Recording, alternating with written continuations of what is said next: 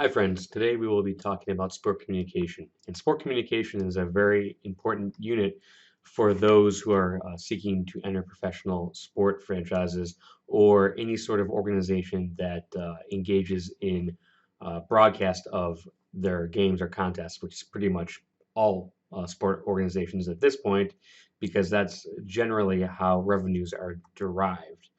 Um, Sport com or sport communications is important because communications are the process by which the sport organization delivers its key messages to whichever groups of stakeholders they want to consume their sport or their product, these constituencies. So, with these stakeholder groups, they can be both individuals and organizations or groups that are going to have some sort of interest in the organization, whether it's an interest in watching the sport, attending the event, or consuming it in some sort of way, or maybe helping the sport organization monetize this consumership. And stakeholders are going through a dramatic shift in the modern age because of advances in technology. Before sport communications were provided to the consumer through just the written word, as the history ferrets out.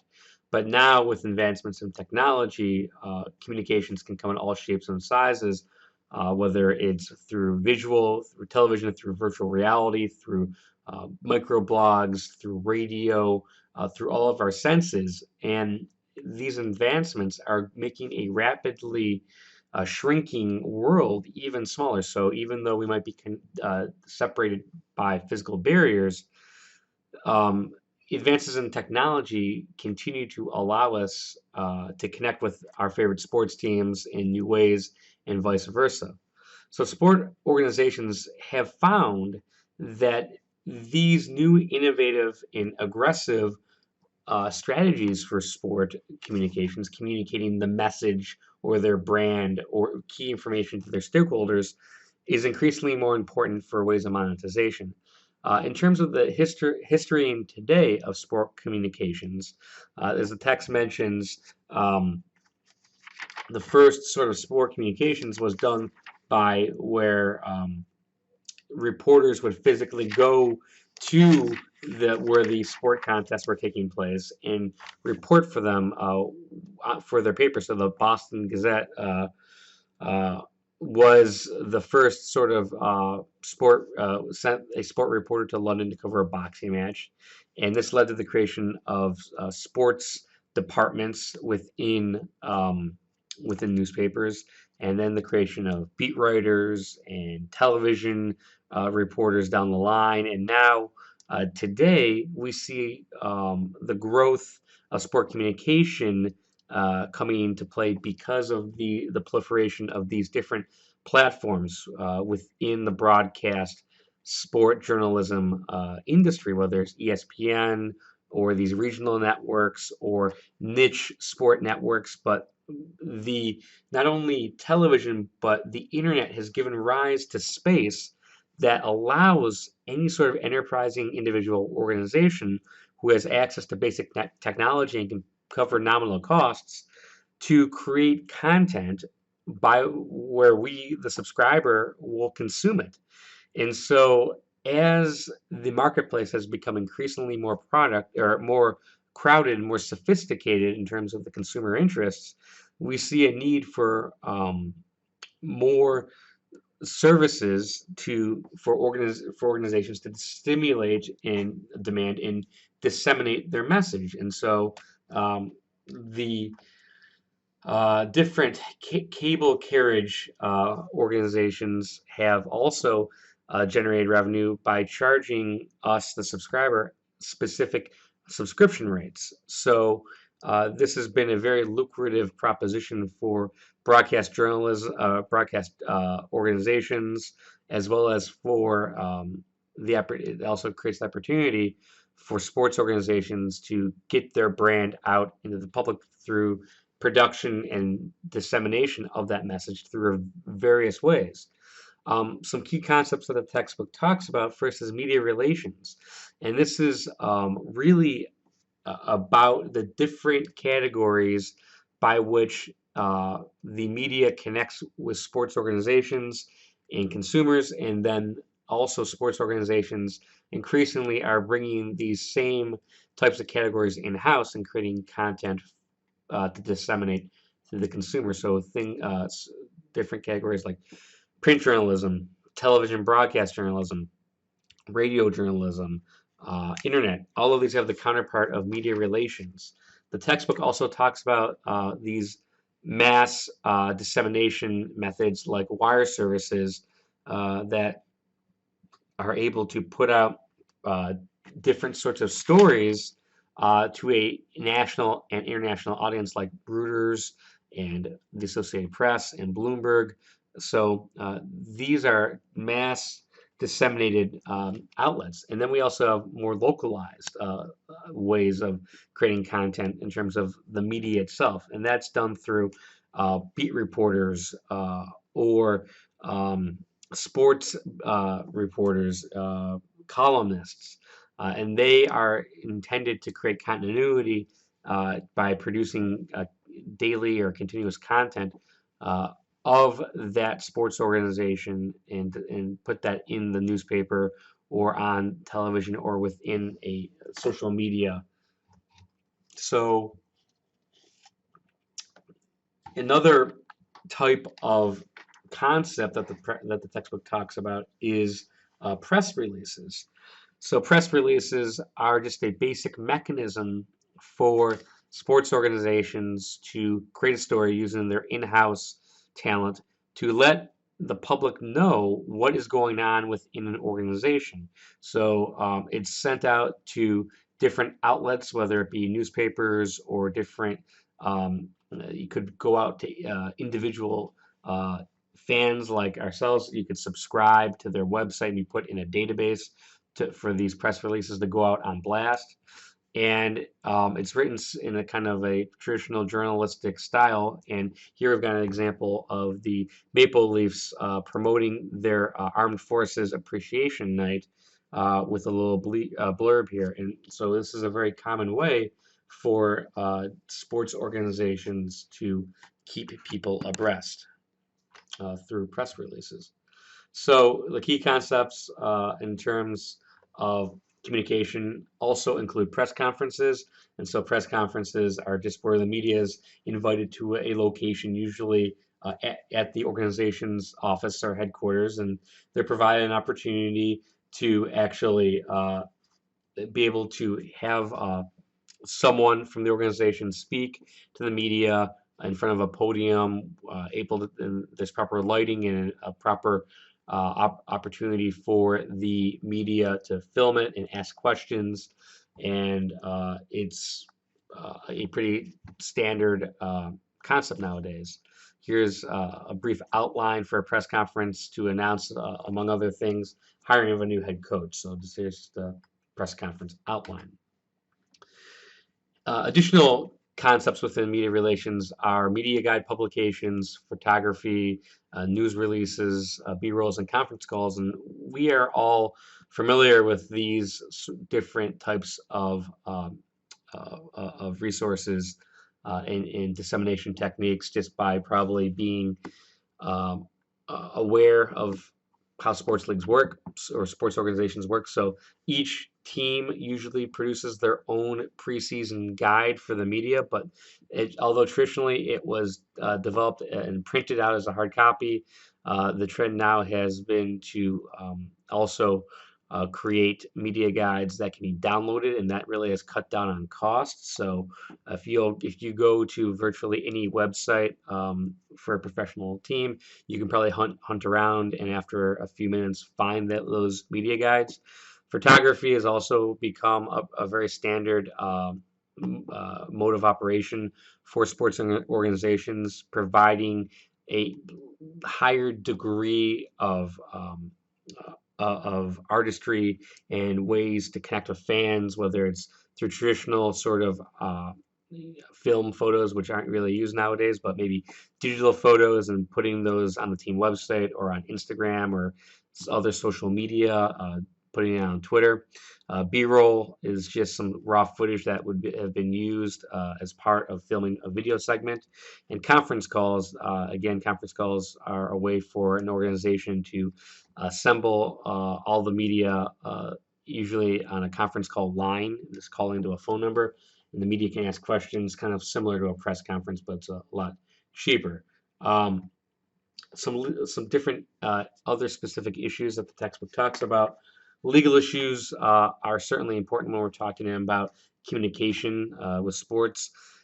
The textbook first starts by talking about defamation, and defamation is a legal issue where a sports organization provides inaccurate information to the media that is somehow results in some sort of injury to concerning the person who is the subject of that media information. So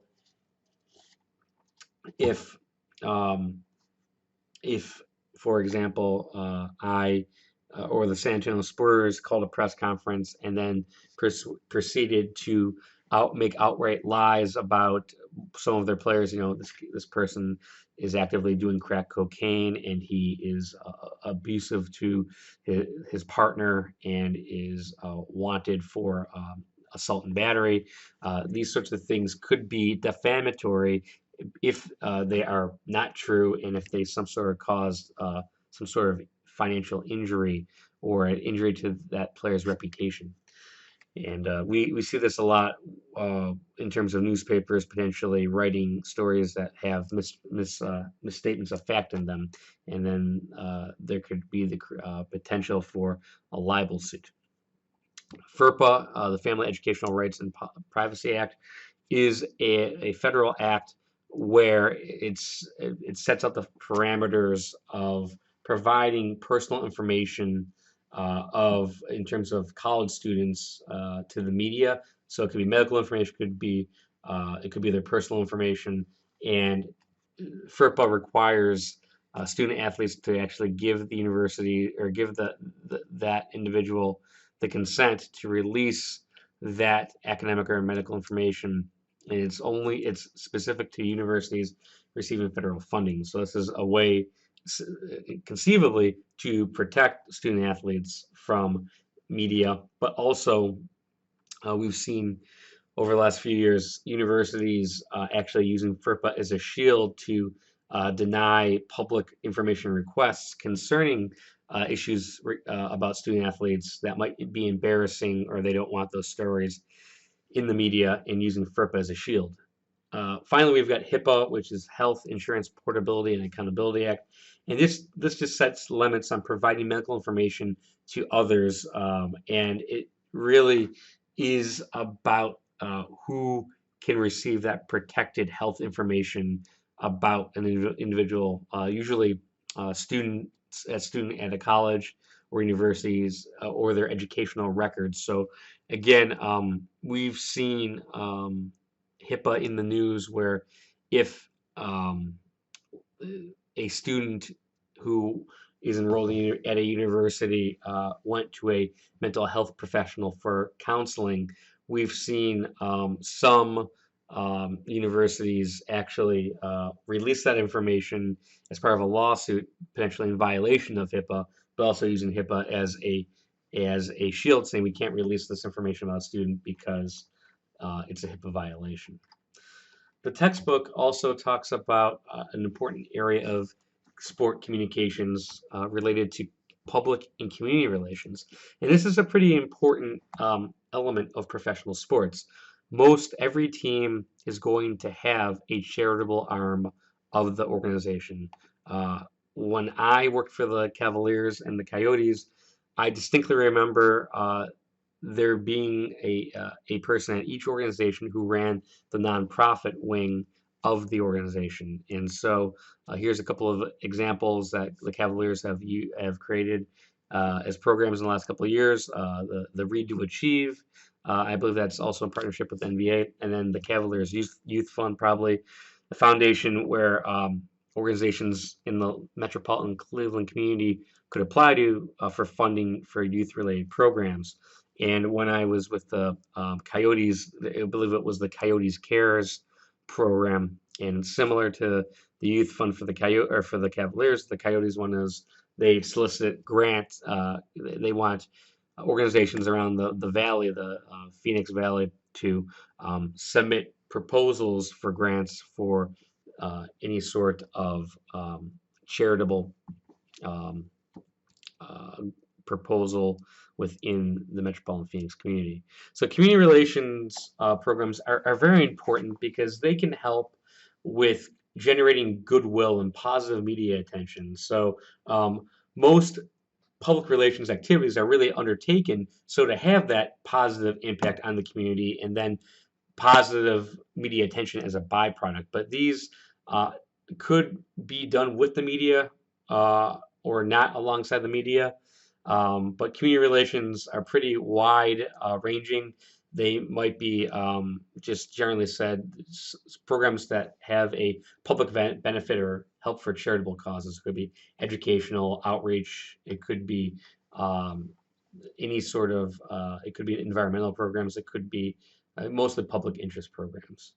The textbook also talks about crisis management, and crisis management is also very important. Every sports organization is going to have some sort of issue or crisis that comes up. Um, and a crisis is going to be broadly defined as a non-routine event that could be disruptive to an organization. And we see on the right side here that here are some that there's potential crises in sport regarding an accident or some sort of disaster or something involving crime or something involving one of the players that just brings negative publicity to the organization. And you can go down the line here. But it's important to have uh, a well organized and a well rehearsed crisis management plan so that the organization can not lose time in either being flat-footed and uninformed about the proper protocol and how to respond to a crisis, or worse, make an improper statement based on overreaction to the crisis. And sometimes the overreaction or the reaction an organization has involving a crisis can be worse than the actual crisis itself. So something that the organization does to exacerbate the situation can be worse. So maybe you can think of a time when your favorite sports team got in hot water because they did something, and then the response from the team was even worse than what the infraction was in the first place. But having a well organized, well rehearsed crisis management plan and having a well assembled and trusted crisis team can help avert these situations. In terms of dealing with the media in a crisis, the textbook gives 10 great principles for communicating in crisis. So lines of communication being open and speaking early and often is important because you don't want to have a vacuum of the organization itself wants to be the one crafting its own narrative so that others don't craft that narrative for the organization. That narrative could be inaccurate or outright lies if someone else is actually creating it. So the organization itself needs to own that narrative and make sure that they're in constant communication with the media.